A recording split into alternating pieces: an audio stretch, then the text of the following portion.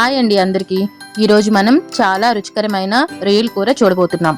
ఈ కర్రీ చాలా టేస్ట్గా ఉంటుందండి.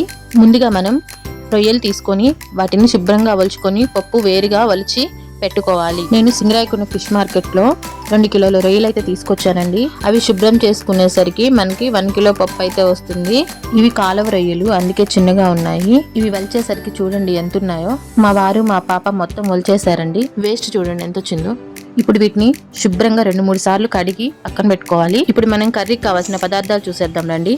ఉల్లిపాయ, టమాటా, పచ్చిమిర్చి, కరివేపాకు, కొత్తిమీర, కొబ్బరి పేస్ట్, అల్లం వెల్లుల్లి పేస్ట్, టమాటా పేస్ట్, గరం మసాలా. మనం ముందుగా శుభ్రం చేసి పెట్టుకున్న రొయ్యలు, ఉప్పు, కారం, పసుపు.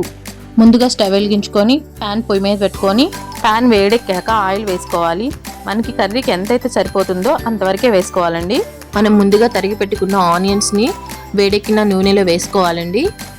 వీటిని బాగా కలుపుకొని దాంట్లో కొంచెం సాల్ట్ వేసుకోవాలి. సాల్ట్ వేసుకుంటే ఉల్లిపాయలు త్వరగా మగ్గుతాయి. ఉల్లిపాయలు బాగా వేగాక కొంచెం కరివేపాకు వేసుకొని చిటపటలాడేలాగా వేయించుకోవాలి. ఆ తర్వాత అందులో పచ్చిమిర్చి వేసుకోవాలి. అవి బాగా వేగాక టమాటా వేసుకొని అవి బాగా వేయించుకోవాలండి. టమాటా బాగా వేగి మెత్తబడ్డాక అప్పుడు అందులో అల్లం వెల్లుల్లి పేస్ట్ ముద్ద వేసుకొని బాగా కలుపుకోవాలి.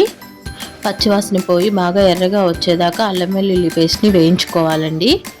ఇది ఎర్రగా వేగి పచ్చివాసన మొత్తం పోయిన తర్వాత మనం ముందుగా చేసి పెట్టుకున్న టమాటా గ్రేవీ వేసుకోవాలి. అది కూడా పచ్చివాసన పోయేలాగా బాగా వేయించుకోవాలి. ఆయిల్ తేలేంత వరకు మూత పెట్టి పక్కన పెట్టేస్తే ఆయిల్ తేలిపోతుంది. చూడండి, మూత తీసి చూస్తే ఎంత బాగా మగ్గిపోయిందో. ఇప్పుడు దీన్ని బాగా మిక్స్ చేసుకొని ఇందులో కొంచెం ఉప్పు, 1 స్పూన్ పసుపు, 2 స్పూన్ల కారం వేసి బాగా మిక్స్ చేసుకోవాలండి. చూడండి, మనం వేసిన టమాటా గ్రేవీ వల్ల కొంచెం గ్రేవీ ఎక్కువగా వస్తుందండి. ఇప్పుడు చూడండి, కారం, ఉప్పు అన్నీ బాగా మిక్స్ అయిపోయాయి. ఇప్పుడు మనం ఆల్రెడీ ముందు కడిగి పెట్టుకొని ఉన్న రొయ్యలు ఇందులో వేసుకొని బాగా కలుపుకోవాలి. ఇందులో మనం వాటర్ ఏమీ యాడ్ చేయాల్సిన అవసరం లేదు. రొయ్యలు ఉడికేటప్పుడు ఆటోమేటిక్గా వాటర్ తేలుతాయండి.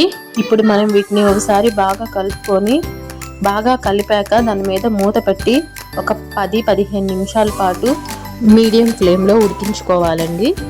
మీకు గ్రేవీ అవసరం లేదనుకుంటే టమాటా గ్రేవీ వేసుకోవాల్సిన అవసరం లేదు. చూడండి, కర్రీలో ఎన్ని వాటర్ అయితే వచ్చాయో. ఈ వాటర్ అన్నీ కొంచెం ఇంకేలాగా పొయ్యి మీద పెట్టుకొని బాగా ఉడికించుకోవాలి. ఇప్పటికీ 90% కుక్ అయిపోయి ఉంటాయి రొయ్యలన్నీ. ఇంకొక 10 మినిట్స్ ఉంచుకుంటే ఇంకా బాగా కర్రీ మనకి రెడీ అవుతుందండి. అంతలోపు మనము ఆల్రెడీ ముందు తీసి పెట్టుకున్న కొబ్బరి పేస్ట్ని దాంట్లో వేసుకొని బాగా కలుపుకోవాలి. మూత పెట్టి ఒక 10 నిమిషాలు వదిలేస్తే ఆయిల్ బాగా పైకి తేలుతుంది. అసలు వాసన అయితే వేరే లెవెల్ అండి, మంచి స్మెల్ వస్తుంది. ఇప్పుడు చూడండి, మనం గరం మసాలా వేసేసుకొని నీట్గా కలుపుకోవాలి.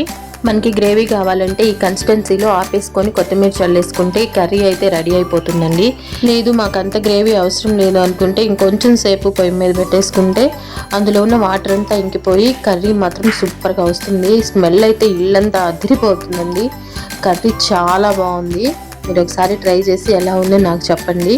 మేమైతే చపాతీలోకి తినబోతున్నామండి. ప్లీజ్ సబ్స్క్రైబ్ చేసుకోండి ఫ్రెండ్స్. మా వాడు చూడండి ఎంత ఎంజాయ్ చేస్తూ తింటున్నాడో. వాడికైతే కర్రీ చాలా నచ్చింది.